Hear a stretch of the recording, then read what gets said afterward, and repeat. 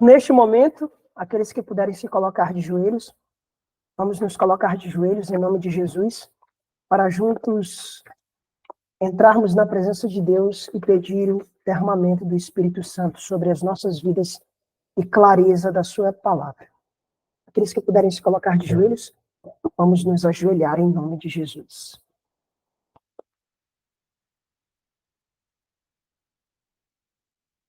Querido e maravilhoso Deus, nesse momento, Senhor, nós estamos aqui diante da tua presença, Pai.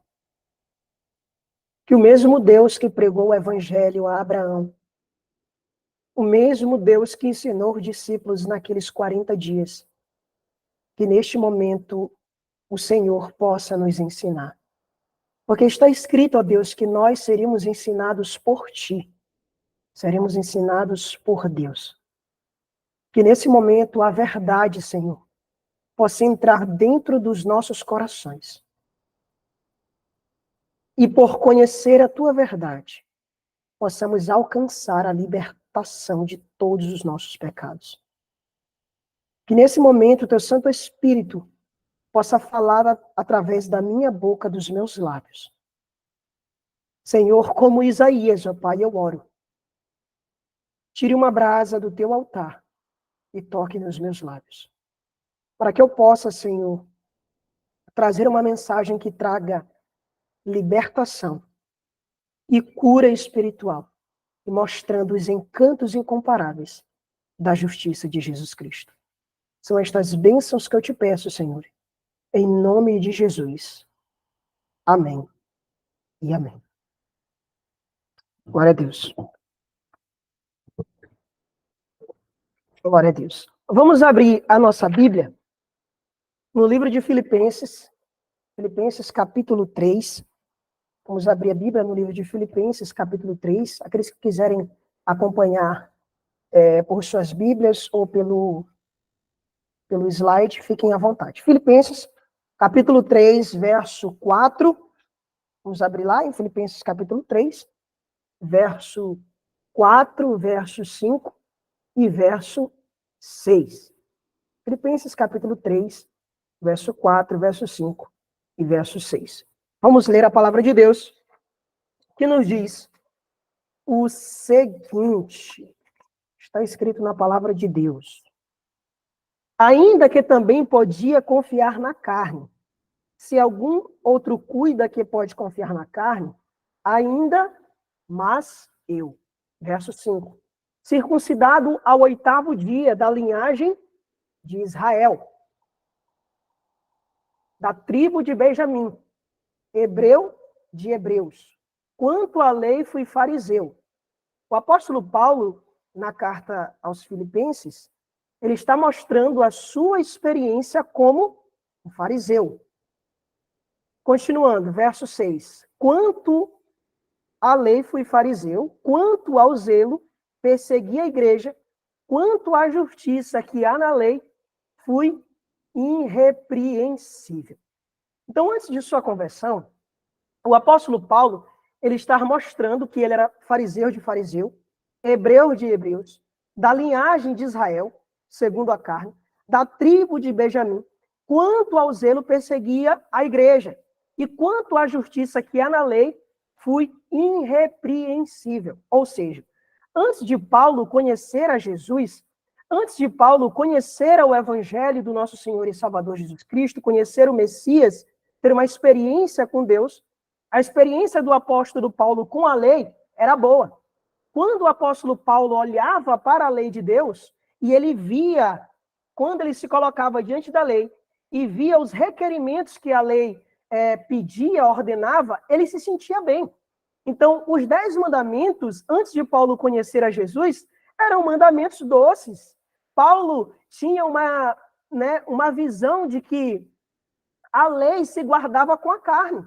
Tudo o que Deus tinha feito, assim como em Êxodo 19, os seus pais, que Paulo veio da linhagem de Israel, da tribo de Benjamim, os seus pais, em Êxodo 19, quando foi promulgada a lei no Sinai, os seus pais falaram: tudo o que o Senhor falou, nós faremos. Então, quando o apóstolo Paulo ele lia algum mandamento de Deus, do Antigo Testamento, ou os 10 mandamentos, o apóstolo Paulo, ele cumpria, ele vivia, e aquilo estava bem na vida de Paulo. Paulo se sentia bem, porque ele era um cidadão bem diante da sociedade, ele era um cidadão que guardava os mandamentos, ele era um cidadão que se vestia bem, ele era um cidadão que, quando ele olhava para si e para a lei, ele via um padrão de justiça perfeito, ele não conseguia encontrar nenhum defeito, nenhum erro no seu caráter, quando ele olhava para si mesmo diante da lei. Mas vamos lá.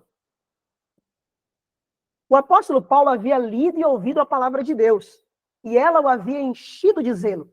Para ele, a palavra de Deus era doce, para ele era satisfação.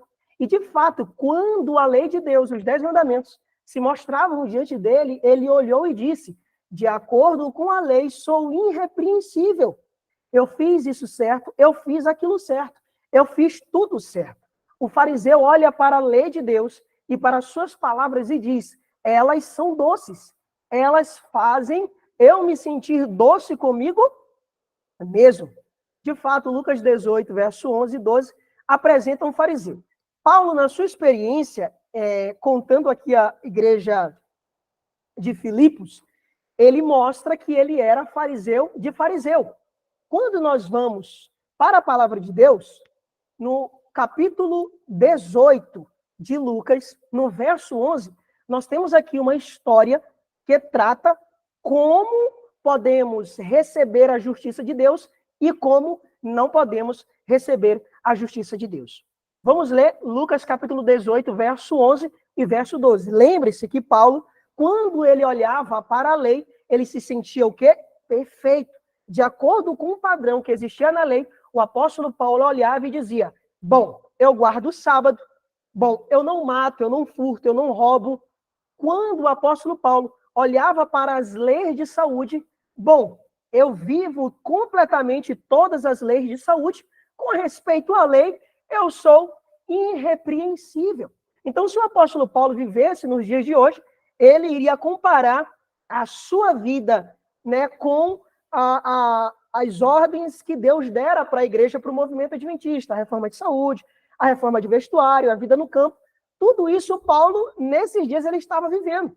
Ele estaria vivendo tudo isso. Reforma de vestuário, reforma de saúde, vida no campo, tudo isso o apóstolo Paulo ia olhar e ia dizer: olha, quanto aos mandamentos que Deus deu por intermédio da serva do senhor Ellen White, eu sou perfeito. Eu vivo tudo isso. Eu sou perfeito. Eu guardo tudo isso. Tudo isso eu tenho feito desde a minha mocidade. Desde criança, eu nasci na Igreja Adventista do Sétimo Dia. Eu nasci, né, no berço da Igreja Adventista, aprendi o que é a reforma de saúde. Eu vivo essas reformas. Eu sigo essas reformas. Eu como de 5 horas, né? Eu como mais cru do que cozido. Eu não bebo e como água ao mesmo tempo. Então, eu sigo um regime que está descrito no Conselho sobre Regime Alimentar. Quando eu me deparo com o Conselho sobre Regime Alimentar, eu estou bem. Quando eu vejo os textos de Ellen White que falam sobre reforma de saúde, reforma de vestuário, eu estou bem. Então, era essa a visão que o apóstolo Paulo tinha. E em Lucas, capítulo 18, nós temos a experiência de quem era Paulo de fato, de verdade. Paulo era um fariseu. Em Filipenses, capítulo 3, nós lemos aqui que ele era um fariseu, hebreu de hebreus, quanto à lei ele foi fariseu. E a Bíblia, Jesus vai contar uma parábola e ele vai mostrar o que existe dentro do coração do fariseu, que era a experiência do apóstolo Paulo. Lucas capítulo 18, verso 11, a palavra de Deus nos diz assim: o fariseu de pé assim orava consigo mesmo. Queridos, antes de entrar nessa história, eu já falei, mas eu vou repetir novamente. Essa parábola, Cristo está nos ensinando como receber a justiça e como não receber a justiça de Deus. Como saber se eu sou um fariseu ou não. Então, nessa parábola, Jesus ele está mostrando o que é ser um fariseu. Então, vamos olhar e vamos ver, diante da nossa experiência, se nós estamos vivendo como um publicano, se nós estamos vivendo como um homem que, de fato, reconhece a sua condição espiritual, ou se nós estamos tendo a mesma condição que aquele fariseu que Cristo descreve aqui na parábola e que Paulo dizia que era fariseu de fariseu. O fariseu de pé assim orava consigo mesmo: ó Deus, graças te dou, que não sou como os demais homens. Ou seja, o fariseu, ele criava um padrão de justiça para todas as pessoas. Se aquela pessoa não está vivendo de acordo com a reforma de saúde, de acordo com a reforma do vestuário, Senhor, essa pessoa está perdida. E o apóstolo Paulo, ele dava graças a Deus por não ser como os demais homens, roubadores, injustos, adúlteros, nem ainda como este publicano.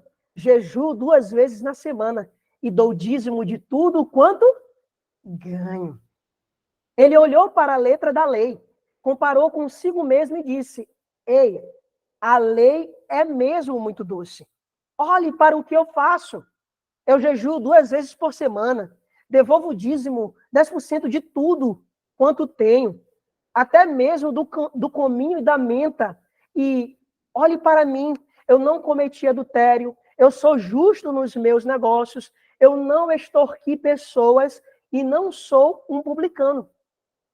Ele olha para essa palavra de Deus e diz: eu estou bem, eu estou ok. Ele olha e diz: eu estou muito bem, sinto-me muito bem. Mas Jesus Cristo, quando foi perguntado sobre a lei, disse: como lês tu a lei de Deus? Então o fariseu, até então, ele se sentia bem. Para ele vivia todas as reformas. Para ele vivia tudo aquilo que a palavra de Deus pedia. Então, o fariseu, ele acreditava que, ao praticar as reformas, por ele praticar as reformas por si mesmo, por si só, ele tinha uma vida de justiça. Ele tinha uma vida santa. Ele tinha uma vida perfeita. Mas como lês, disse Cristo? Como ler a palavra de Deus? Como enxergar os mandamentos de Deus? Como você enxerga a palavra de Deus? Então vamos dar continuidade. Cristo, nossa justiça, de E.J. Wagner, diz assim: isto foi dado para mostrar como não podemos e como podemos alcançar a justiça. Os fariseus não estão extintos. Há muitos nesses dias que esperam ganhar justiça por suas próprias e boas ações. Eles confiam em si mesmos, que são justos. Então, nós vemos aí que os fariseus, eles não estão extintos. O apóstolo Paulo afirmou ser, de acordo com a lei, irrepreensível. Mas, então, ele conheceu a Jesus Cristo. Ele viu a lei de Deus em seu verdadeiro sentido para com os pecadores. E se nós formos até Romanos, capítulo 7, do verso 7 ao verso 13, nós lemos essa experiência. E essa experiência, em particular, é profunda. Ao ponderar sobre o que estou dividindo com vocês nessa manhã, eu percebi que muitos poucos tiveram essa experiência na sua totalidade, como ela deveria ser. O apóstolo Paulo amava a lei. Ele achava que a havia guardado.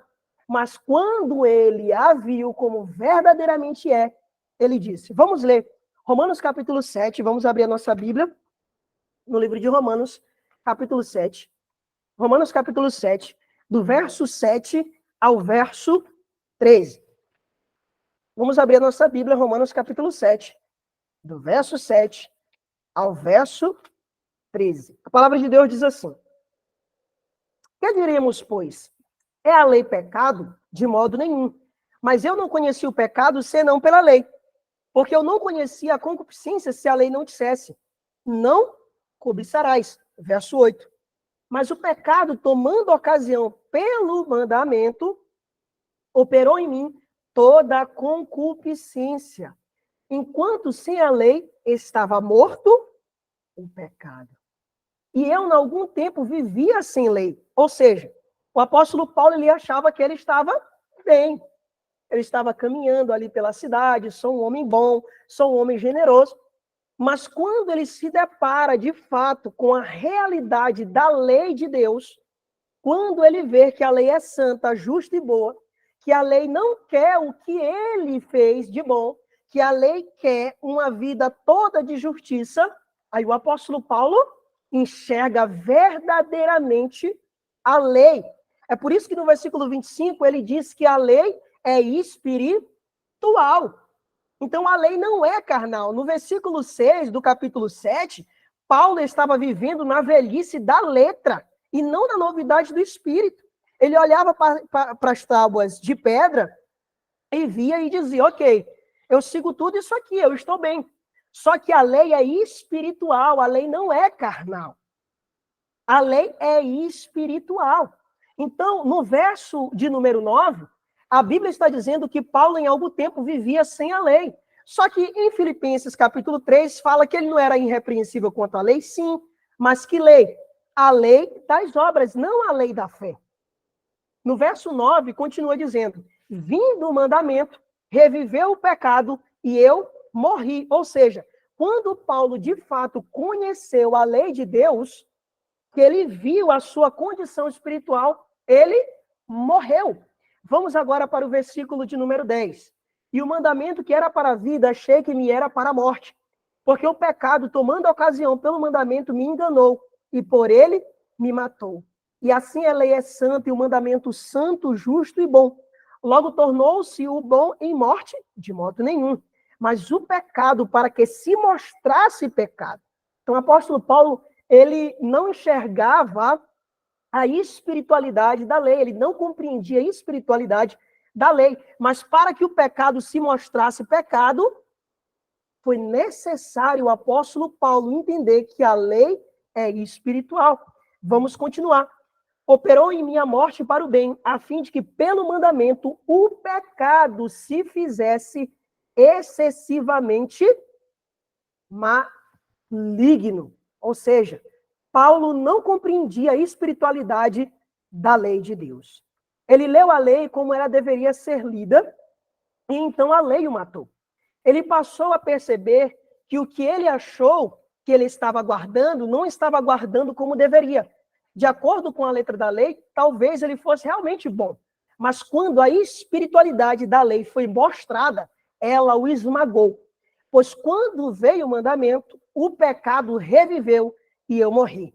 À medida que você continua lendo Romanos capítulo 7, percebemos que ele tem uma preciosa experiência lá. E finalmente no verso de número 25 ele diz, mas graças a Deus por Jesus Cristo nosso Senhor, de modo que eu mesmo, com a razão, sirvo a lei de Deus, mas com a carne, a lei do pecado. Ele agradece a Deus pelo quê? Pelos 10 mandamentos. A lei, como nós a conhecemos em Gálatas 3, verso 24, é um mestre escolar. Então, Paulo, ele estava tentando arrancar justiça da lei. Queridos, o homem ele não pode, a lei não, o propósito da lei não é me justificar. O propósito da lei não é me salvar. O propósito da lei é me conduzir, é dois propósitos. O propósito da lei é mostrar quem eu sou e me conduzir a Jesus Cristo. É como Paulo diz lá em Gálatas capítulo 3, verso 21, o apóstolo Paulo ele vai nos declarar esta grande verdade. Olha o que diz aqui em Gálatas capítulo 3, verso 21. Vamos ler Gálatas 2, 21 e depois 3, 21. Diz assim, ó. Não aniquilo a graça de Deus, porque se a justiça provém da lei, segue-se que Cristo morreu em vão. Ou seja, se o homem pudesse de fato ser justificado guardando a lei, pelos 10 mandamentos, para que necessitaria Cristo ter vindo e morrido pelo homem? Não necessitaria. E no capítulo 3, no verso 21, Paulo vai usar esse mesmo pensamento. Ele diz assim, ó, logo a lei é contra as promessas de Deus? De modo nenhum. De sorte alguma, porque se fosse dada uma lei que pudesse vivificar, a justiça, na verdade, teria sido pela lei. Então, por que o homem não pode ser justificado pela lei? Porque a lei ela tem dois propósitos, dois objetivos. Primeiro, que a lei requer a obediência perfeita, desde o berço até a morte. Uma completa obediência. Né? E Gálatas capítulo 3, verso 24, nos mostra o propósito da lei, nos conduzir a Cristo. Não existe propriedades salvíficas na lei. A lei não nos salva. A lei nos conduz a Cristo, a fim de sermos justificados pela fé. Gálatas 3:24. A lei é um mestre escolar. Certo? Então, se você tenta arrancar a justiça da lei, você apenas vai se condenar, queridos. Você vai se condenar. E outra, se você prega a lei sem Cristo, ou seja, se você prega os mandamentos sem Jesus, se você prega a guarda dos mandamentos sem Cristo, você está pregando o mistério de morte. Você está levando condenação para as pessoas. Você precisa pregar Cristo na lei. É isso que nós precisamos pregar. Então vamos dar continuidade. Quando ouço essa passagem particular de Gálatas 3:24, que fala que a lei nos serviu de ai para nos conduzir a Cristo, a fim de sermos justificados pela fé. Eu não penso em mim sentado em uma carteira escutando um professor que me ensina, mas penso em mim levando cana. Cana é um castigo corporal utilizado nas escolas, quer por régua ou por caniço. Assim é o mestre escolar, que eu sempre imagino a lei ser.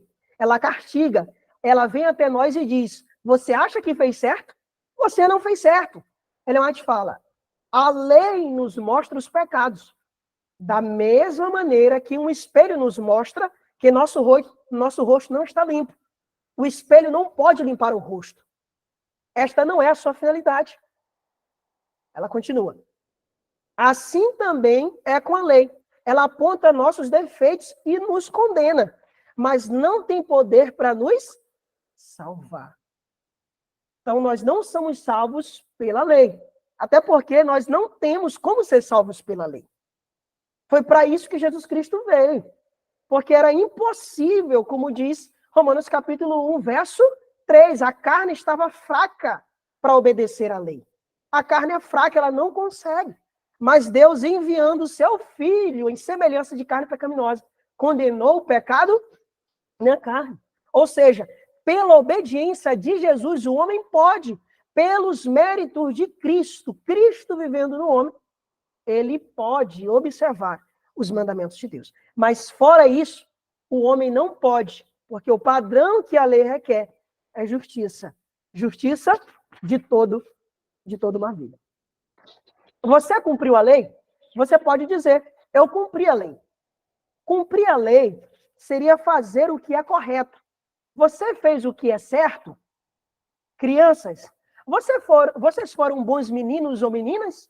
Adultos, vocês foram bons essa semana? Vocês acham que foram bons essa semana? Alguém chegou para você e disse, oi, tudo bom? E você respondeu, tudo bom. Você não está bom. Só Deus é bom. Como Jesus Cristo disse, Mateus 19:17. Uma vida inteira cheia de obediência é o que a lei requer. Você tem isso? Então veio a lei e eu morri. Ou seja, o apóstolo Paulo entendeu a sua real condição. Ele não tinha uma vida toda de obediência. Ele entendeu que a lei queria uma vida completa de obediência perfeita em todos os aspectos que ela quer, em todos os aspectos que ela pede. Aí eu começo a perceber o quão imperfeito eu sou, na verdade. Posso fazer tudo certo hoje, mas eu não fiz tudo certo ontem. Eu não fiz tudo certo 10 anos atrás ou 20 anos atrás. A lei não está satisfeita. O que a lei exige de nós? O que é a lei? Ela é a transcrição do caráter de Deus. Ela é a declaração da sua justiça, da sua perfeição. Esta é a verdade sobre a lei que mata. Ela quer justiça perfeita. Mas justiça de quem a lei requer? Justiça perfeita de Deus. Ela é seu caráter. Ela é sua justiça. Ela é sua lei. E, portanto, ela requer sua perfeição. Ela quer a justiça que Deus tem. A justiça que é manifestada na vida dele. Ela quer a perfeição que é realizada na vida de Deus. Ela não aceitará nada menos do que isso. Então, queridos, o que a lei quer? A lei quer uma completa perfeição. Uma perfeição completa. E qual perfeição? De quem a perfeição a lei requer? De qual justiça satisfaz a lei? a justiça de Deus, a perfeição de Deus. Então, olha como o padrão é elevado. Então, se o homem alega que ele pode, por si só, pelas suas próprias obras, fazer aquilo que Deus faz, ele é um anticristo. Ele é um mentiroso. Ele faz Deus de mentiroso.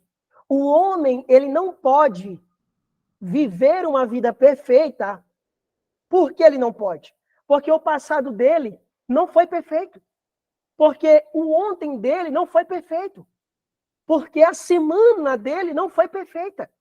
Então, por que ele não pode? Mesmo que você hoje diga, não, hoje eu estou bem, eu acredito que hoje eu alcancei a salvação, e eu acredito que hoje a perfeição tomou posse da minha vida, e eu acredito que hoje eu estou salvo porque eu guardei o sábado, eu estou salvo porque eu vivo a reforma de saúde, eu estou salvo porque eu vivo a reforma de vestuário. Mas a lei não quer isso. A lei, ela quer a perfeição de Deus em você por toda uma vida. Mesmo que você viva a reforma de saúde desde o berço, desde o ventre. Mesmo que você viva do berço até a sua morte, a reforma de saúde, a lei, ela não quer a sua justiça. A lei, ela não quer aquilo que você faz. A lei, ela quer aquilo que Jesus Cristo fez. A lei, ela quer aquilo que Jesus Cristo faz. Aquilo que é feito, operado pela fé, é agradável diante de Deus. É agradável diante da lei do Senhor. Então, se o homem tenta fazer as obras de Deus, primeiro que ele não consegue fazer as obras de Deus. O homem ele não pode, ele é incapaz de fazer as obras de Deus. Queres uma prova? Quando Adão saiu das mãos do Criador, Adão, a Bíblia diz que ele entrou no descanso. E entrar no descanso de nossas obras é não fazer as nossas obras. Então, quando Deus criou Adão, Adão ele desfrutava das obras de Deus, ou seja, ele descansou nas obras de Deus. As obras de Deus que Adão via era o quê? As flores, eram as árvores. Então, as árvores, as flores, eram as obras de Deus. Se Deus pedisse para Adão e dissesse assim, olha, Adão, eu quero que você faça a minha obra. Eu quero que você faça aquilo que eu fiz. E agora Deus chega e diz para Adão, Adão, eu quero que você crie uma árvore. Não vamos colocar uma árvore, vamos colocar uma coisa pequena. Eu quero que você crie um botão de flor. É só isso que eu quero, Adão. Eu quero para você criar isso. Queridos, Adão iria passar toda a eternidade e nunca iria conseguir fazer nenhuma flor sequer, nenhuma folha sequer. Adão conseguiria fazer. Então, as obras de Deus, elas são elevadas. Então, aqueles que querem obter justiça por praticar as obras de Deus, e não Deus praticar neles a justiça, aqueles que querem usar a Deus e não serem usados por Deus, eles serão decepcionados. Eles serão decepcionados. Então, queridos, nós precisamos parar com isso agora, de tentar fazer as coisas por nós mesmos, de tentar querer viver as coisas por nós mesmos. Tudo que não vem de fé é pecado. Romanos capítulo 14, verso 23. Isso é uma realidade. Tudo, absolutamente tudo. Tudo que você faz, se não é produzido pela fé, a sua vida, se não for a vida da fé, é pecado. A Bíblia diz em Efésios capítulo 3, verso 19, qual é a vida aceitável diante de Deus? A vida que vem pela fé, que é Jesus Cristo. Então, se Jesus Cristo não viver em você, toda a sua vida é pecado.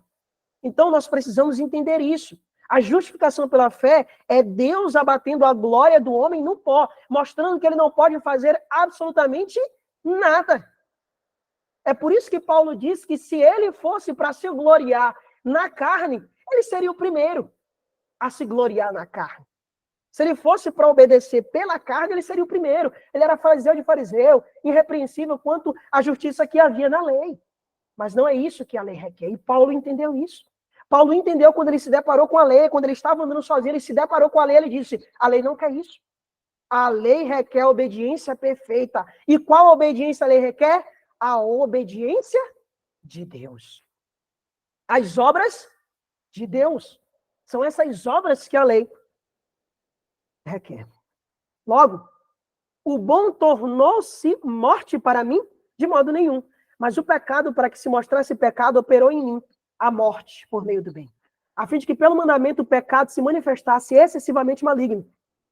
Bom, agora temos um problema aqui.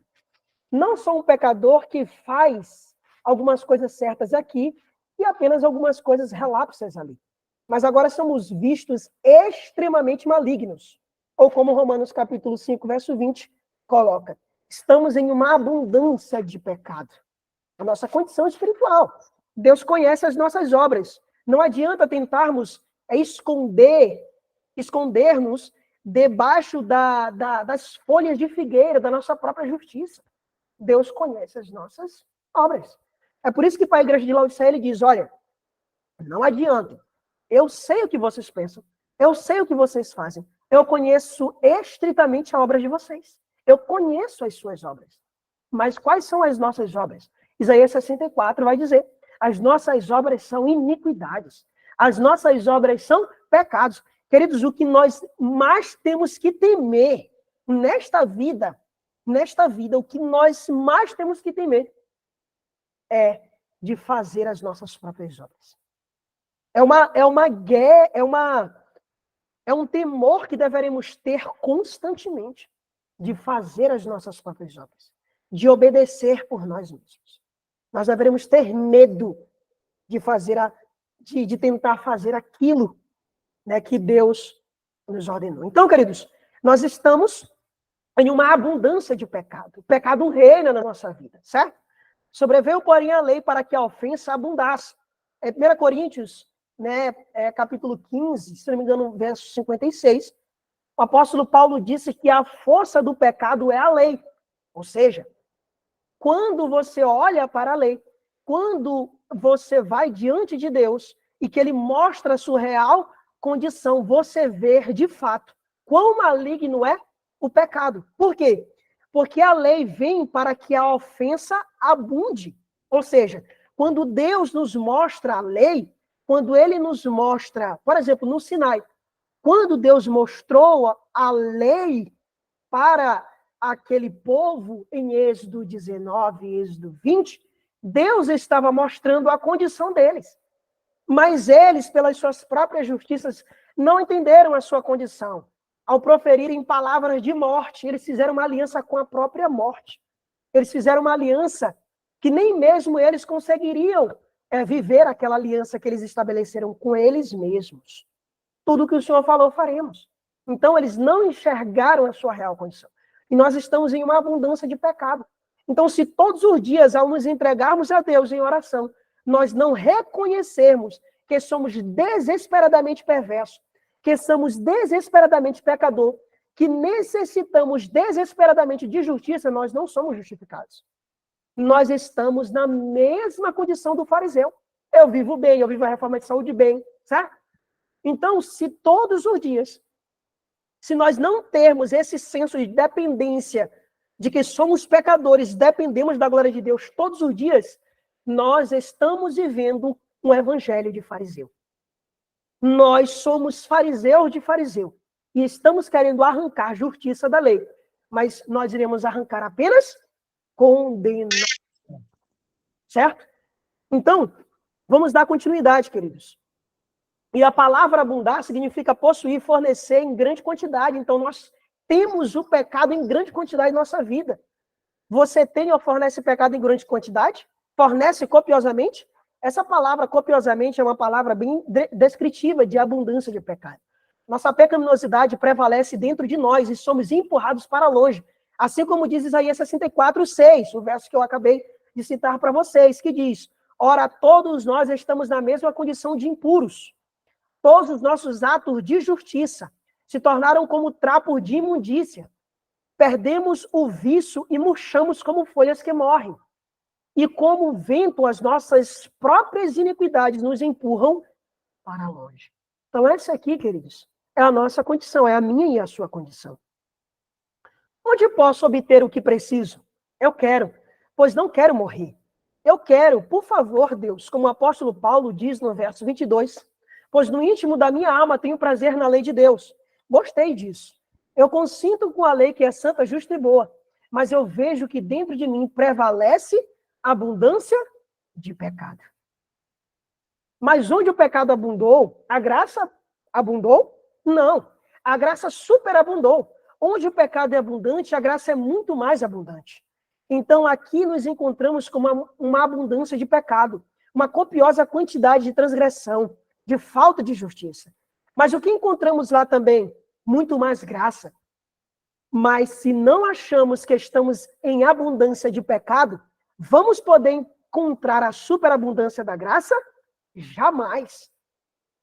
Então, queridos, a necessidade que o publicano tinha da graça de Deus, eu li no livro de Prescott, A Promessa do Espírito Santo, onde ele conta esse caso do fariseu.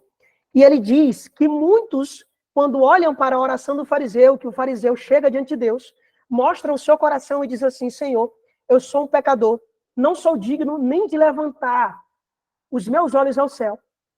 Mas, por favor, Senhor, tenha misericórdia de mim. Eu sou pecador, eu fiz isso, eu faço isso de forma errada. Prescott, no livro dele, ele diz que muitos não vivem isso diariamente.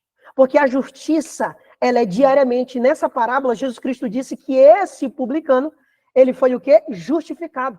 E justificado é tornado justo todos os dias. Nós não somos justificados ontem, a justiça de ontem não serve para hoje. A justiça de hoje não vai servir para amanhã. Então, cada dia nós somos justificados. Então, se cada dia nós não reconhecemos a nossa condição, nós não temos uma visão de quem nós somos de fato, de verdade, como miserável pecador, essa oração, como diz Prescott, será apenas, como muitas pessoas iriam pensar, mas aquela oração foi o fariseu que fez, mas não eu. Foi o publicano que fez, mas não eu. Aquela oração, aquela contrição foi do publicano, mas não é minha. Então, se você ainda não tem aquela contrição de alma do publicano, é porque você nunca foi justificado pela fé. Se você não tem uma dependência constante, se você não entende que em você abunda pecado, você nunca vai entender a superabundância da graça. Se você não se sente que está morrendo, afundando no pecado, que os pecados estão te consumindo, é porque você não necessita de um Salvador. Certo?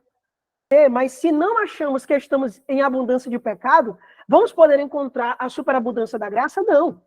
Nós temos uma pecaminosidade que é um trapo imundo, sujo. Já visitou uma oficina mecânica e olhou para os trapos usados? Aquele trapo é você. Sou eu também. A próxima vez que você olhar para trapos usados, pense na sua igreja. Toda a nossa justiça é como um trapo de imundícia. Não temos a justiça que Deus requer. Nós não temos aquilo que a lei exige. Mas onde abundou o pecado, superabundou a graça. Queridos, é interessante que o texto, a gente poderia pegar só esse texto e fazer todo um sermão. Onde abundou o pecado, superabundou a graça. Aonde abundou o pecado? Muitas pessoas não vão saber me responder. Aonde que abundou o pecado? Eu não sinto essa abundância de pecado. Eu não sinto que eu estou bem. Eu não sinto que eu sou um pobre, miserável, pecador, desgraçado, nu, cego. Eu não sinto isso. Aí a Bíblia vai dizer que aonde abundou o pecado, ou seja, naquele coração que o pecado se mostrou excessivamente maligno, que o pecado se revelou, que ele foi revelado em abundância, é nesse local que há superabundância da graça. Então, se no meio do teu coração não tem uma abundância, se nós não sentimos que nós estamos ruins, podres, como um trapo imundo, nós nunca iremos ter a experiência da abundância da graça em nossa vida. Porque a Bíblia diz que aonde abundou o pecado, é aonde abundou o pecado. Então, se no meu coração eu nunca senti a abundância de pecado, saiba que eu não terei também a abundância da graça. Porque antes de Deus nos justificar, Ele nos mostra quem nós somos. Ele nos mostra quão indignos, miseráveis somos. Entendeu? Ele abate a nossa glória no pó, mostrando que nós não podemos nada. E tudo o que fizermos em Cristo, a honra e a glória vai ser para Deus, queridos. Para Deus. Então, o que é graça em abundância? Onde temos uma abundância de pecado. No seu lugar, há uma abundância de graça. Sim, superabundância de graça. Esta é a herança dos servos do Senhor. E a sua justificação que de mim procede. Diz o Senhor, Isaías 54, verso 17. Justiça de quem? Nossa justiça? Não. Mas ela vem, nossa justiça. Mas ela vem de você? Não.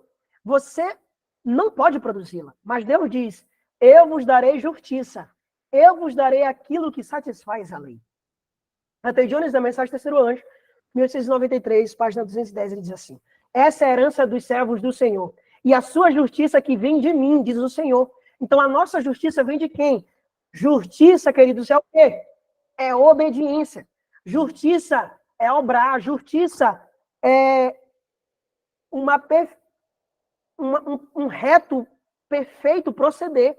Então, a nossa justiça, a nossa obediência, o nosso reto proceder vem de Deus.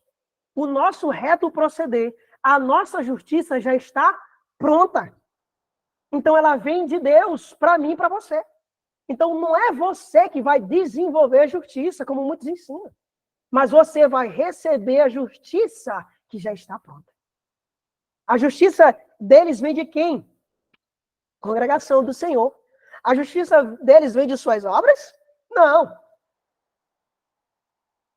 A sua justiça vem de mim, diz o Senhor. Vem de quem? Do Senhor. A justiça deles vem de suas obras? Não. A sua justiça vem de mim, diz o Senhor. O que vocês dizem? Amém.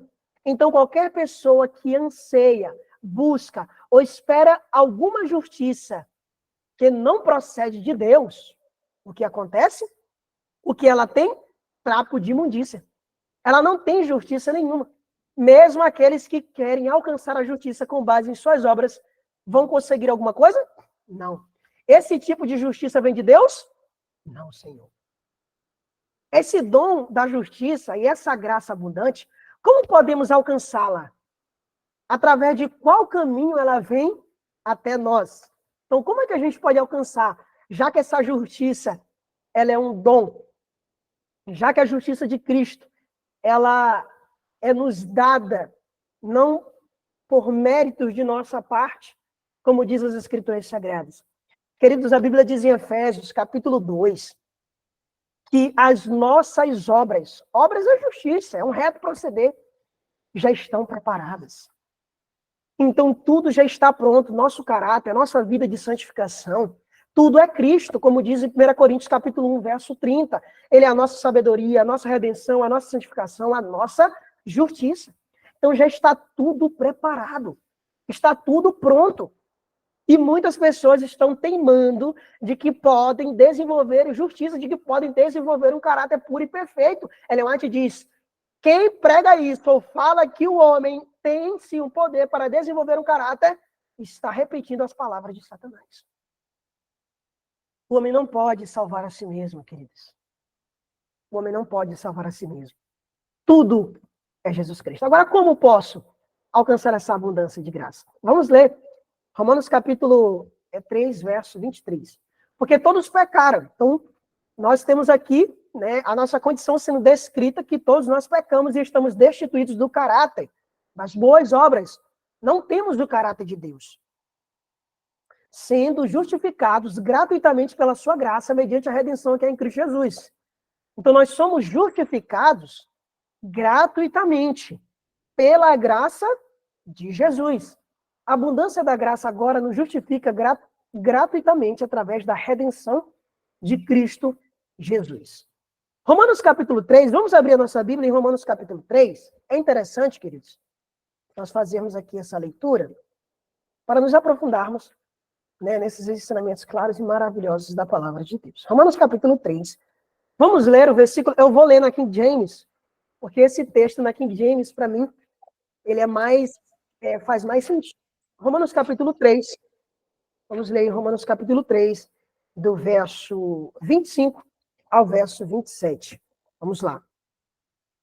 Diz a palavra de Deus: sendo justificados, né, como diz o versículo 24, que a gente leu, gratuitamente pela fé, pela sua graça, através da redenção que é em Cristo Jesus.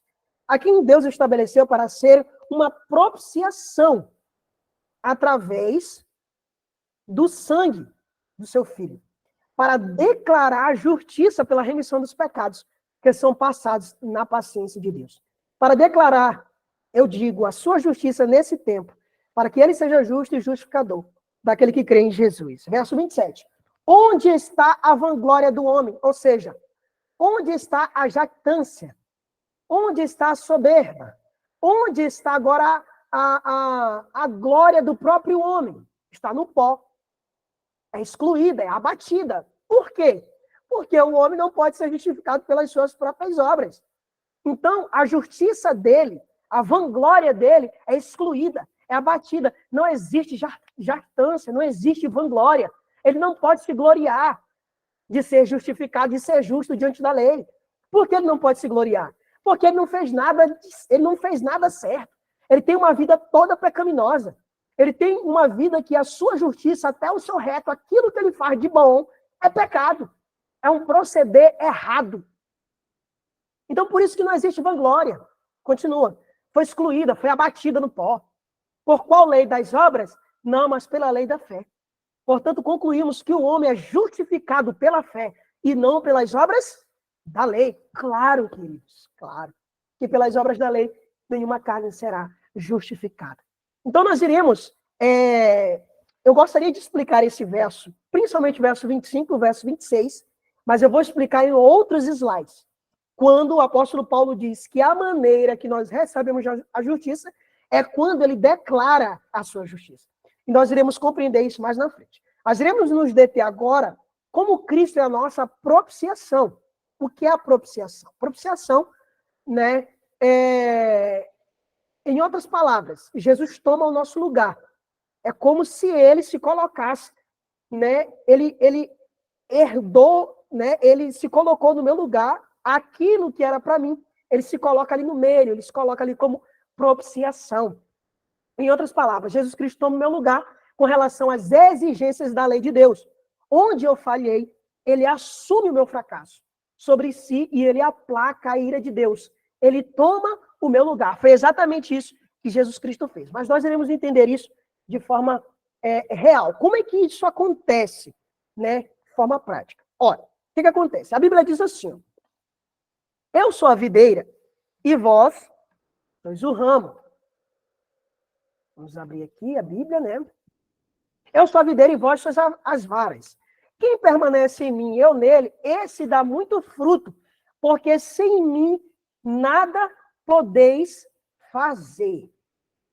Então, nós não podemos fazer nada sem Jesus.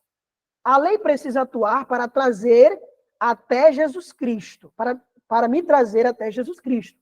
Pois sem a lei não faço nada certo. Mas agora, quando o mestre escolar me trouxe para Jesus, ele passa a habitar em mim, pode haver frutos que satisfaçam a lei. Ele diz, sem mim nada podeis fazer. Ou seja, a lei, como diz o apóstolo Paulo em Gálatas 3:24, ela nos conduz a Cristo. Não tem como nós irmos a Cristo sem passarmos pela lei, sem reconhecermos a nossa condição, porque a lei, ela faz um autoexame, meu e seu. Então, para a gente ser conduzido a Jesus, para a gente necessitar de um Salvador, nós precisamos olhar quem nós somos.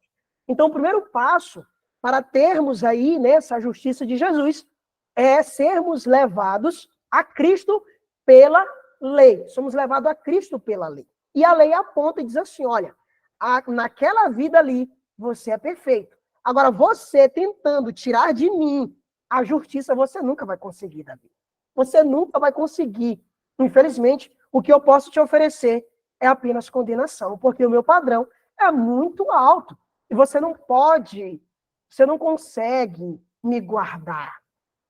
Você não consegue me guardar, certo? Agora, isso aqui é lindo demais, queridos. Eu gostaria de compartilhar um texto com vocês no final. Mas esse texto é lindo demais. Deus seja louvado. Mas vamos lá. Eu vou compartilhar depois com vocês. João 15, 5:30 diz assim, ó, eu não posso de mim mesmo fazer coisa alguma. Ou seja, nós estamos vendo aqui, vamos voltar um pouquinho, nós estamos vendo que Jesus Cristo tomou o nosso lugar. E como a gente pode fazer para alcançar a justiça pela fé? Como a gente pode fazer, né, para permanecer com Deus, para ter essa justiça aí dia a dia, para ter essa graça, para avançar, para crescer em justiça, em graça e em santidade. João 5:30, Cristo diz assim, eu não posso de mim mesmo fazer coisa alguma. Quem é que está falando aqui? Jesus. Então, Jesus, quando ele veio, ele disse assim, olha, eu não posso de mim mesmo fazer absolutamente nada. Quando a Bíblia e o Espírito de profecia diz que Cristo é meu exemplo, ele é meu exemplo em que forma? Ele é o meu e o teu exemplo. Não de nós copiarmos no sentido de que o que ele fez eu vou fazer, porque nós seremos decepcionados, porque nós não conseguimos fazer aquilo que Cristo faz. Nós já vimos aqui durante o estudo que isso é impossível, certo? Mas nós podemos seguir o exemplo de como Cristo, que se identificou comigo, porque lá em João capítulo 15 diz que sem mim nada podeis fazer, ou seja, eu não posso de mim mesmo fazer coisa alguma. Então Jesus, ele veio na nossa condição e ele repetiu o que pertence a mim e a você. Eu não posso de mim mesmo fazer nada, porque ele se esvaziou, certo? Ok, até aqui, ok. Vamos dar continuidade. Como ouço, assim julgo. E meu juízo é justo, porque não procuro a minha vontade, mas a vontade daquele que me enviou. Ele diz, sem mim nada podeis fazer. Mas ele diz também, eu não posso de mim mesmo fazer coisa alguma. Não crês tu que eu estou no Pai, e que o Pai está em mim. As palavras que eu vos digo, não as digo de mim mesmo, mas o Pai que permanece em mim é quem faz as obras. Ou seja, quem fazia as obras na vida de Jesus era quem? Deus. A glória de Deus. A Bíblia diz em 2 Crônicas que nem mesmo os céus pode conter a glória de Deus, mas a glória de Deus estava em Cristo. 2 Coríntios capítulo 15, verso 19. Deus estava em Cristo. A glória de Deus estava velada em Jesus. E quem fazia as obras em Cristo era o próprio Deus. Então, como permanecer em Cristo? Da mesma forma como Cristo permaneceu com Deus. Cristo todos os dias, diariamente. Ele não dependia de suas obras, ele dependia das obras do Pai. O Pai habitava em Jesus. E ele fazia as obras na vida de Jesus Cristo. Então, ele é o nosso exemplo da atuação do Pai na vida dele. Então, da mesma forma que o Pai atuou na vida de Cristo, Cristo vai vir morar em nós e atuar em nossa vida. Então, queridos, agora olhem o que é maravilhoso. Cristo veio com a minha e a tua natureza. Ele veio com uma natureza de carne, ele veio com a nossa carne pecaminosa. E na carne pecaminosa, a vida de Deus foi manifestada. A glória de Deus, que nem mesmo os céus, como diz Crônicas, pode conter, foi revelada na vida de Jesus. E essa mesma glória, que nem mesmo os céus podem conter, será revelado em mim e em você, na nossa carne mortal. Como diz a palavra de Deus, né? No livro ali de 2 Coríntios, capítulo 4, verso de número 11. E a vida de Deus será manifestada na carne mortal. Queridos, isso é lindo demais. Da mesma forma como Jesus Cristo, nele estava a plenitude da divindade. Deus estava em Cristo. Agora, Cristo em vós, a esperança da glória. A glória de Deus vai ser revelada em nós. Ou seja, como essa glória é revelada em nós? De acordo com a medida que a gente recebe a graça de Deus. Queridos, eu vou revelar algo para vocês. Quando a gente fala de glória e de graça, a gente costuma fazer uma distinção, não é verdade? De glória e de graça. Mas, na verdade, não existe essa descrição, essa diferença de glória e de graça. Por quê? Porque é o mesmo da graça. Então, à medida que você recebe graça, você recebe glória. Certo? Então, à medida que você recebe graça, você recebe a glória. É por isso que Efésios capítulo 5 diz assim, ó, para louvor da glória da sua graça. Então, como é que a glória de Deus é vista em nós? Através da sua graça. À medida que nós recebemos a graça, nós recebemos a glória de Deus. A glória de Deus é vista e manifestada na nossa vida através da sua graça. Porque existe apenas um trono. E o mesmo trono que é o da glória é o trono da graça. Quando você se achega ao trono da graça, a fim, né, de obter socorro em tempo oportuno, você, diante do trono da graça, está recebendo glória. É por isso que o apóstolo Paulo, em Romanos capítulo 8, verso 30, ele vai dizer, aquele que dantes justificou, também glorificou. Ou seja, nós já estamos sendo justificados e glorificados pela fé em Cristo Jesus. Nós temos esse penhor. Amém? Então, Jesus Cristo se deu a si mesmo, colocou-se de lado e se revestiu da humanidade e de si mesmo. Ele não podia fazer nada. Aquilo que ele fez, o qual era a justiça, não eram suas próprias obras. Foram as obras do Pai nele. Jesus Cristo diz, sem mim, nada podeis fazer. A menos que você habite em mim e eu em você, não pode ter os bons frutos de Deus.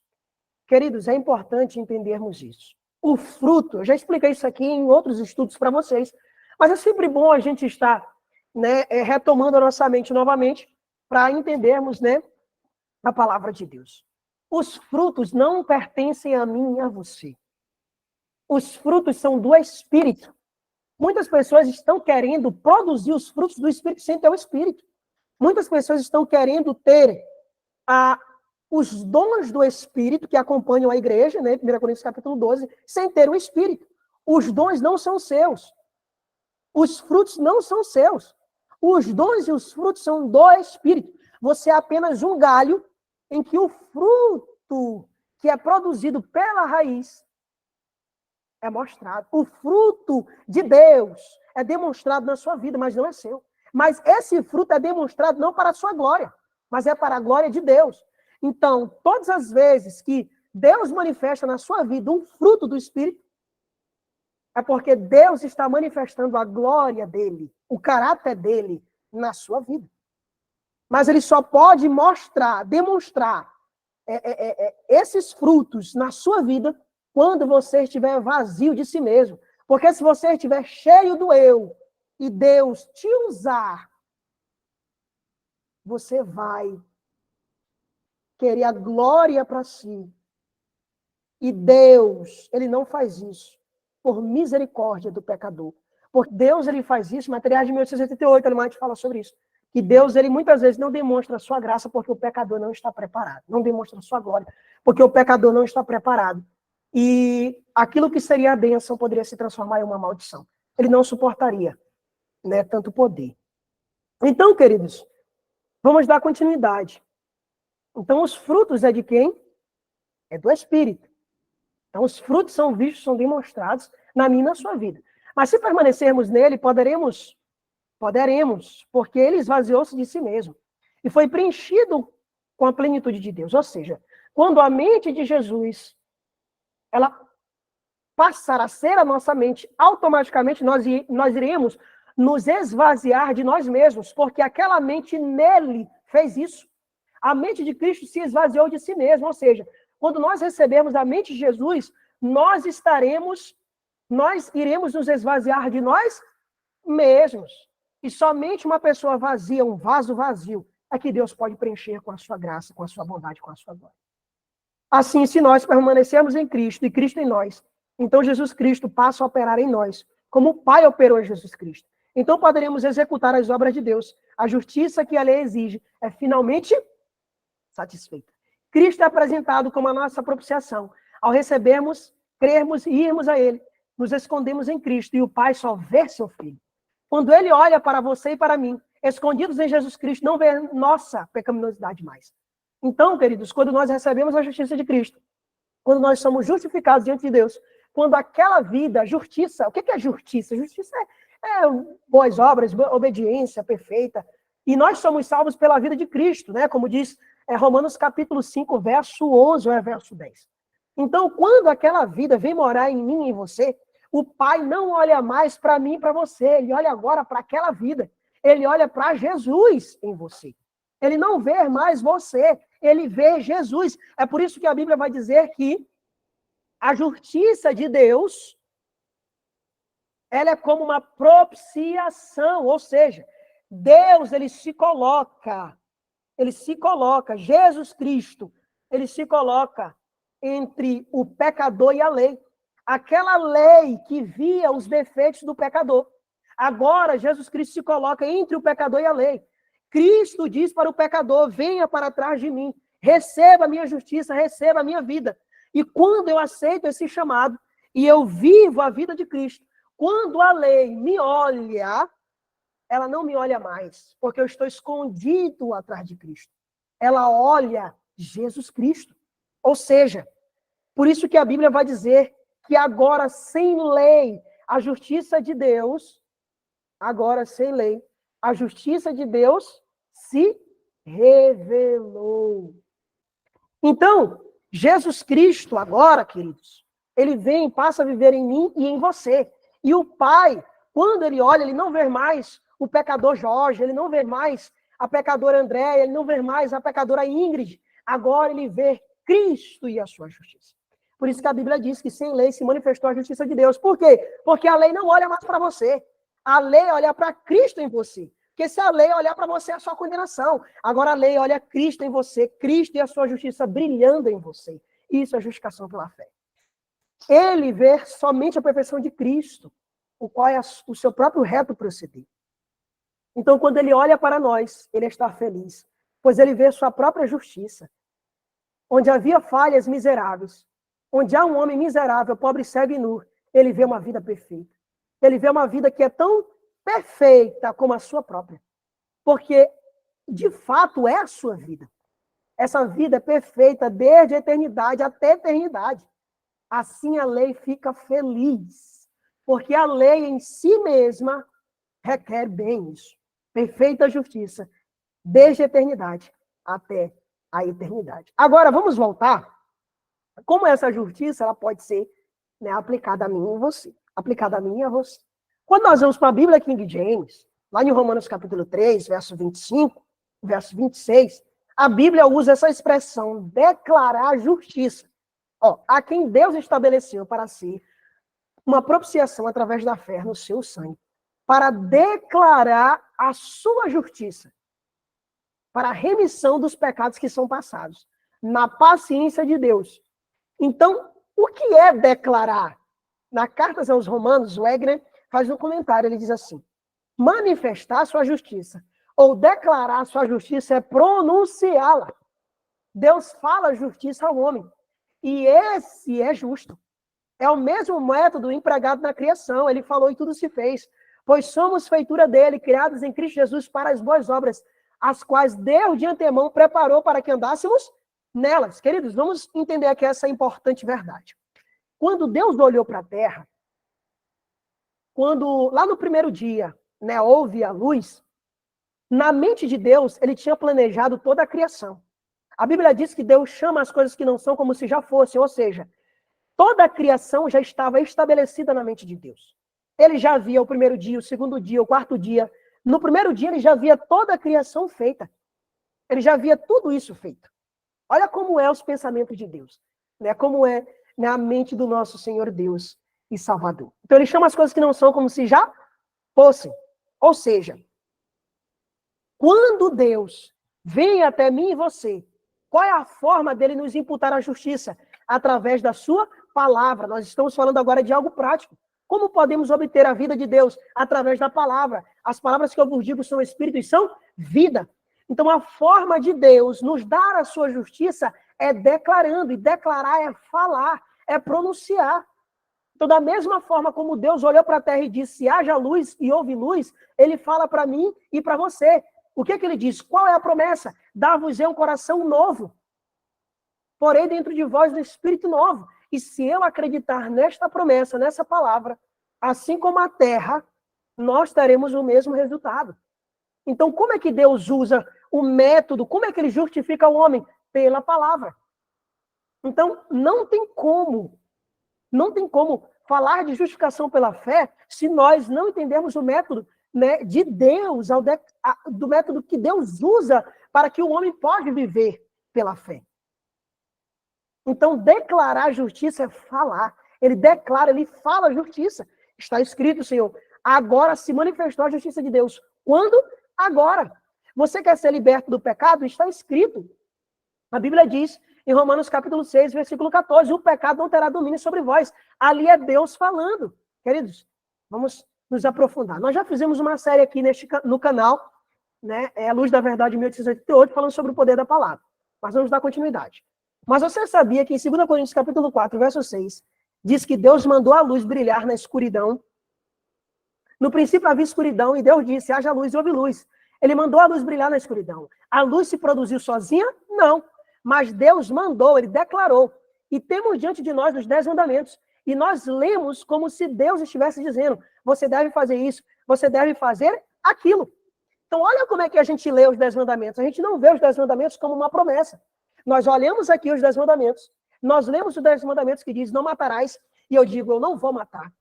Nós lemos os mandamentos que diz não adulterarás, eu não vou adulterar. Nós lemos os mandamentos que diz não terás, né, outros deuses diante de mim, eu não vou ter outros deuses diante de mim.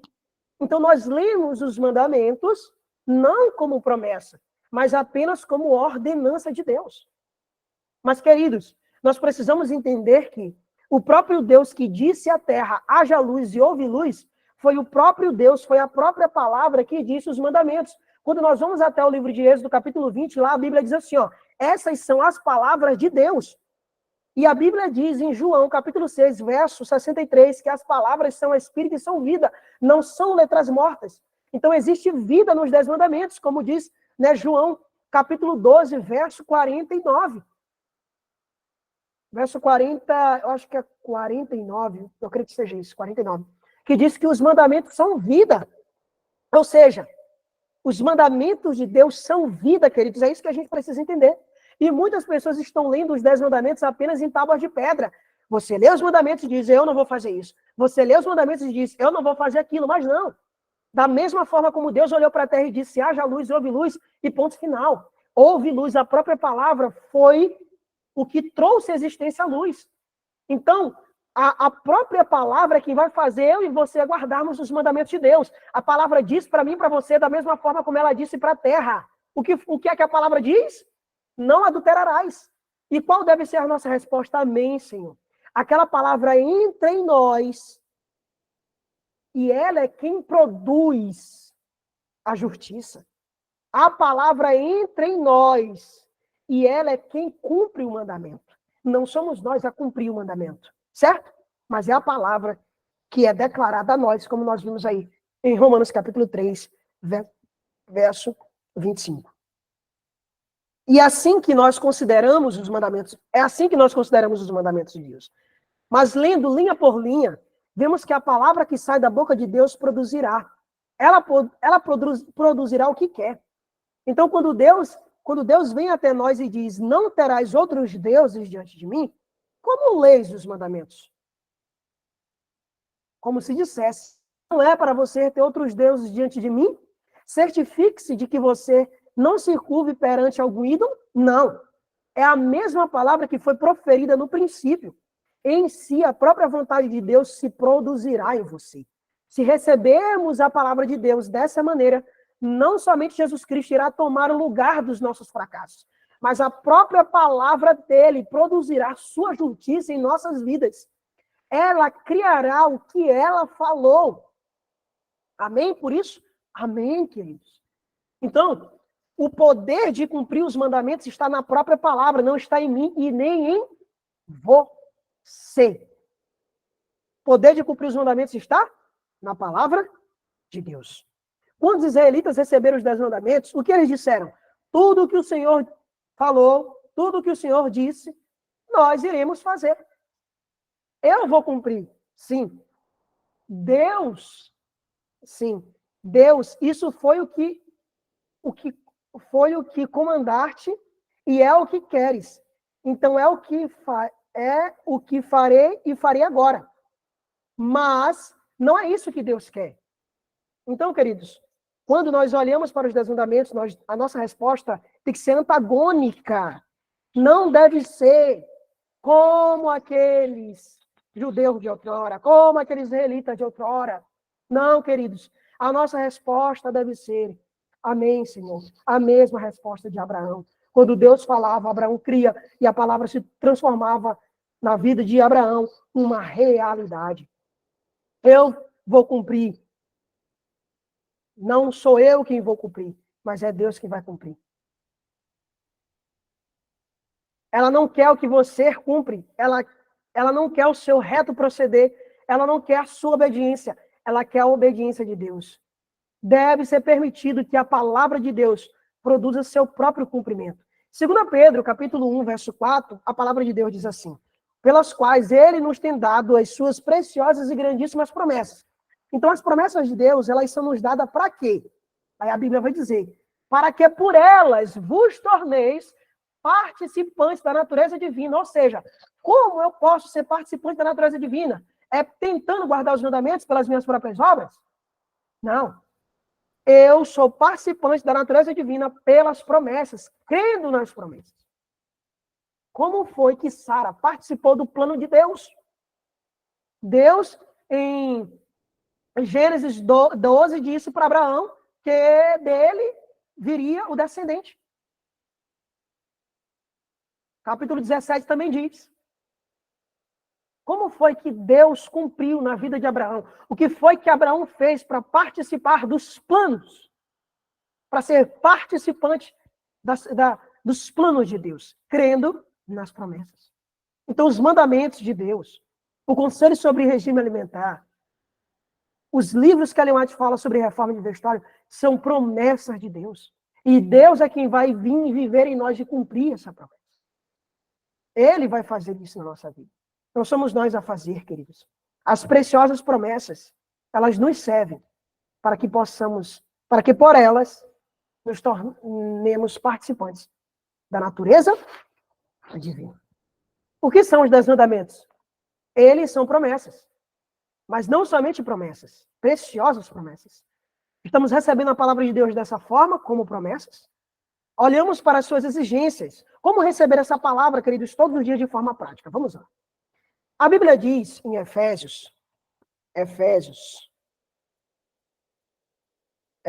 capítulo 4, diz assim. Efésios capítulo 4, verso 29.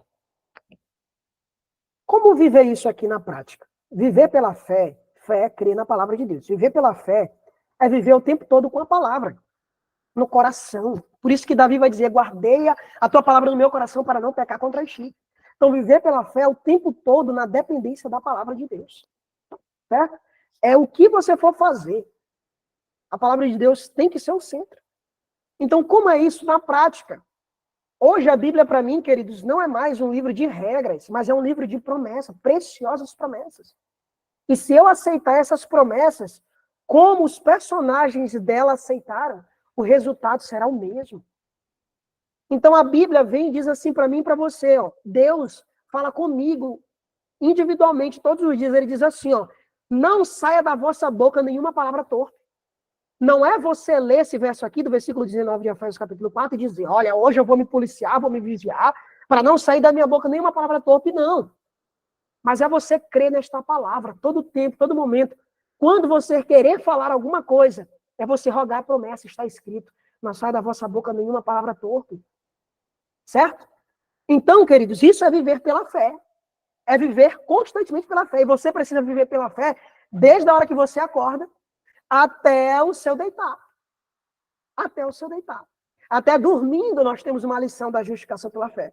Porque quando nós dormimos, nós estamos descansando das nossas obras durante aquele dia e não estamos preocupados com as coisas. Então, quando nós dormimos, o sono nos ensina como descansar nas promessas de Deus, né? Então, até no sono aí, nós podemos receber aí a vontade de Deus. Então, a Bíblia diz assim, ó, quando Deus disse lá no início, haja luz, houve luz. Agora ele diz para mim e para você, irmãos, não saia da vossa boca. Essa palavra, ela vem da própria boca de Deus, ela diz assim, ó, não saia da vossa boca. E se eu acreditar nessa palavra, ela vai entrar em mim e a palavra vai me sustentar, assim como ela sustentou Pedro sobre as águas, assim como ela sustenta o sol, assim como ela sustenta a lua e todo o universo. Então, a palavra são promessas de Deus. E a própria palavra, queridos, ela é quem vai nos santificar e nos justificar. Certo? Então, nós não deveremos mais, por exemplo, a Bíblia diz assim, ó, também, outra promessa. Verso 22 de Efésios, capítulo 4. Que quanto ao trato passado, vos despojeis do velho homem, ou seja, Deus está de novo dizendo para mim e para você, despojai-vos do velho homem. Da mesma forma como ele disse para a terra, haja luz, ele diz, despojai-vos. A palavra vem e a própria palavra me despoja do velho homem. Amém? Glória a Deus por isso, queridos. Está escrito também, sede perfeito como eu sou perfeito. Antigamente eu olhava para esse texto e dizia, olha, a gente tem que ser perfeito, a gente tem que ter a mesma perfeição que Deus, porque está escrito, ele manda a gente ser perfeito. Mas a própria palavra cumpre o fato. Sede, falou, perfeito, e logo se fez. Então ele falou, sede perfeito, e vem a palavra, sede perfeito. Ellen White fala que na palavra existe uma energia criativa. Ela diz em Fé pela qual eu vivo, página 15. E essa palavra entra no indivíduo e faz aquilo. Da mesma forma como você come um alimento, e aquele alimento, né, se transforma em bom sangue, se transforma numa boa pulsação do coração, aquele alimento se transforma em vida. Da mesma forma, a palavra de Deus, quando ela entra em você, ela faz muito mais além daquilo que o alimento faz em você. Então, quando você come a palavra, você tem um resultado e muito maior do que quando você come uma comida física. Certo? Então, qual deve ser a nossa resposta diante da palavra de Deus? Amém. É dessa forma que ele se propõe. Nos justificar. Certo?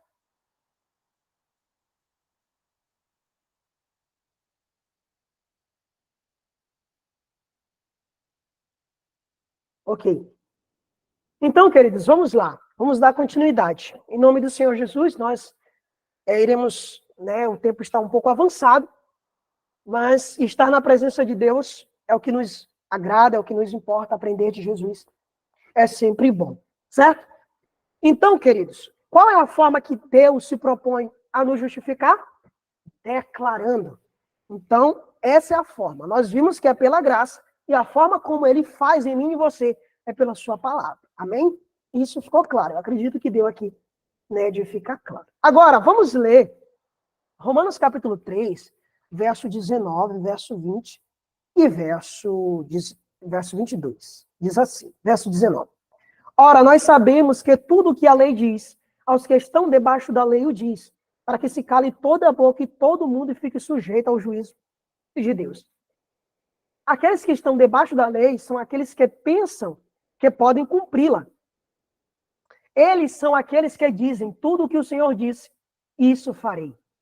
Mas que se cale toda a boca, porque não podem, e todo mundo estará culpado diante de Deus. Verso 20. Porquanto pelas obras da lei nenhum homem será justificado diante dele. Pois o que vem pela lei é o pleno conhecimento do pecado. Todo o nosso perfeito proceder não é perfeito o suficiente. Não é o suficiente. Mas agora, sem lei, tem se manifestado a justiça de Deus, que é atestada pela lei e pelos profetas. Isto é, a justiça de Deus pela fé em Cristo Jesus, para todos que creem, pois não há distinção. Amém? Então, nós vimos aqui, que o homem não pode apresentar aquilo que a lei requer, que se cale toda a boca diante da lei, diante da obediência que a lei requer. Mas nós temos aqui uma solução, que é a justiça de Deus. A justiça de Deus, que é atestada pela lei e pelos profetas, ela é manifestada na minha e na sua vida. Ela é vista, ela é vivida, ela é algo real. Alonso T. Jones fala no último dia em que Deus traz perante ele para nos julgar. Tenho que dividir isso com os irmãos, porque é de comover o coração. Revela tão claramente a lei de Deus como a expressão de seu amor. Olha o que A. T. Jones diz. E naquele dia haverá 2 grupos de pessoas. Quando a porta se fechar, alguns vão querer entrar e dirão: Senhor, abra a porta para nós, queremos entrar. E em resposta, vem alguém e pergunta: o que fizestes para quereres entrar? Que direito tens de entrar nessa herança? Que reivindicação fazes? Somos teus conhecidos. Temos comido e bebido na tua presença. Vivemos a reforma de saúde. Vivemos a reforma de vestuário. Vivemos a vida no campo. E tu tens ensinado nas nossas ruas. Sim, além disso, temos profetizado em teu nome. E em teu nome expulsamos demônios. E em teu nome fizemos sinais e maravilhas. Não é isso evidência suficiente, Senhor? Abra a porta. Qual é a resposta? Apartai-vos de mim, vós que praticais a iniquidade. Queridos, quando nós lemos isso aqui, não pense que isso vai acontecer lá no futuro, no juízo final, que será assim. Esse diálogo dessas pessoas com Deus, isso já está acontecendo. Por intermédio das suas obras, por intermédio da sua justiça própria, por intermédio da não necessidade que você tem de Cristo. Você está declarando, aqui é a minha e a sua experiência. Estamos dizendo a Deus, nós temos comido e bebido na tua presença. Nós temos profetizado em teu nome. Nós temos expulsado os demônios, mas isso não vai servir de nada. Isso não serve de nada, ele não quer. Então, enquanto nós continuarmos assim, queridos, nós estamos perdidos.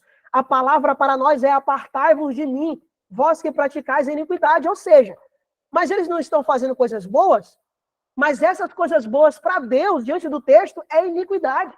Ele não quer o que você faz de bom. Ele não quer o que você faz de melhor. A lei não quer isso. A lei quer Cristo. E ela quer ver Cristo em você, ela quer ver a obediência de Cristo em você. Então, esse aqui é o grupo dos fariseus. O que eles disseram? Nós fizemos muitas maravilhas. Nós estamos bem. Nós somos justos, justificados, totalmente certos. Portanto, nós temos o direito de estar aí. Abre a porta. Então, é salvação por mérito. Senhor, mas eu fiz isso, eu fiz aquilo, como é que eu não vou para o céu? Eu faço isso, eu faço aquilo, como é que eu não vou para o céu? Fulano faz isso, fulano faz aquilo, como é que aquele fulano não vai para o céu? Se aquele fulano não for para o céu, eu não sei quem vai mais. Porque aquele fulano faz isso, aquilo. Mas você sabe se é Cristo que está fazendo isso? Mas nós, naquele dia, queridos, não vale de nada. Pode contar, de todos os povos, nações, línguas e tribos, subirão e entrarão. E se a mesma pergunta fosse feita, o que tens feito que possa recomendar a tua entrada para a vida? O que tens para alegar? A resposta seria: nada fiz para que hoje eu mereça entrar. Essa será a resposta, queridos, do povo de Deus. Diariamente, eu não faço, Senhor, nada fiz, ó Pai, para entrar no reino. Dependo somente da graça do Senhor. Eu era tão miserável, completamente cativo e escravo, que ninguém podia me libertar, a não ser o próprio Senhor. Tão miserável que tudo que eu podia fazer era buscar o Senhor constantemente para me confortar. Tão pobre que tive que implorar pelo Senhor. Tão cego que ninguém além do Senhor me pôde fazer ver. Tão nu que nada me cobria, a não ser o próprio Senhor. Tudo que eu tenho a reivindicar é o que Jesus fez por mim. O Senhor me amou. Quando em minha desgraça clamei, Ele me livrou. Quando em minha miséria quis conforto, Ele me confortou em todos os momentos. Quando em minha pobreza implorei, Ele derramou sobre mim bênçãos. Quando cego estive, pedi ao Senhor que me mostrasse o caminho para que eu soubesse onde ir. Ele me guiou e me fez ver. Quando estive nu, nada podia cobrir-me. E por isso ele me deu esse manto revisto, a sua justiça, a sua obediência ele me deu. Portanto, tudo que posso apresentar, tudo que eu tenho para apresentar, como aquilo que me fará entrar, qualquer alegação que eu possa fazer, é apenas o que ele tenha feito por mim. Se isso não me deixar entrar, então ficarei de fora. E isso também é justo. Se eu for deixado de fora, não tenho nenhuma reclamação a fazer. Queridos, essa é a condição da igreja de Deus. É a dependência totalmente da justiça de Cristo. É a dependência completa da justiça de Cristo. A única esperança para o seu povo é Jesus. A única esperança para a sua igreja é Cristo e a sua justiça. Não é olhar para si mesmo. Se você continuar olhando para si mesmo, é defeito, é imperfeição. Tudo que você vai encontrar em você é pecado. Mas a nossa dependência, queridos, tem que estar em Cristo Jesus. Então, olha aqui o sentimento daqueles que irão entrar no céu. Eles vão subir completamente. Ellen White diz que quando nós entrarmos nos portais celestiais, quando nós vermos a Jesus Cristo, nós iremos apontar para ele e dizer, foi por conta dele que eu estou aqui. Não foi pelas minhas próprias obras. Ellen White fala, depois eu vou mandar esse texto aqui para vocês, ela diz assim, todos podem dizer, por sua obediência perfeita, satisfez ele as reivindicações da lei. E minha única esperança está em olhar para ele como meu substituto e penhor, que obedeceu perfeitamente a lei por mim. Pela fé em seus méritos, estou livre da condenação da lei. Ou seja, ele, Jesus, obedeceu a lei perfeitamente por mim e para mim. Queridos, que Deus possa nos abençoar e que essa necessidade, minha e sua, possa ser constante. Em nome de Jesus. Amém e amém e amém. Cristo obedeceu por nós. O que nós faremos por Jesus Cristo? Vamos nos entregar inteiramente a Ele. Vamos orar? E depois nós estaremos aí, em seguida, o nosso momento. Vamos orar ao Senhor? Querido Deus e eterno Pai, neste momento, Senhor, nós te agradecemos pela justiça de Cristo. Nós te agradecemos, ó Deus, porque tu fizestes tudo por nós. Te agradecemos, ó Deus, porque tudo está pronto, Senhor. Te agradecemos pela vida de Deus, pela tua vida, Senhor. Te agradecemos, ó Pai, pelo teu reto proceder. Em nome de Jesus, Senhor, eu te peço que tu possas viver, ó Pai, e habitar em nós. Porque está escrito, mas Cristo vive em mim. Que essa palavra, Senhor, possa se tornar uma realidade agora em nossas vidas. Em nome de Jesus. Amém e amém.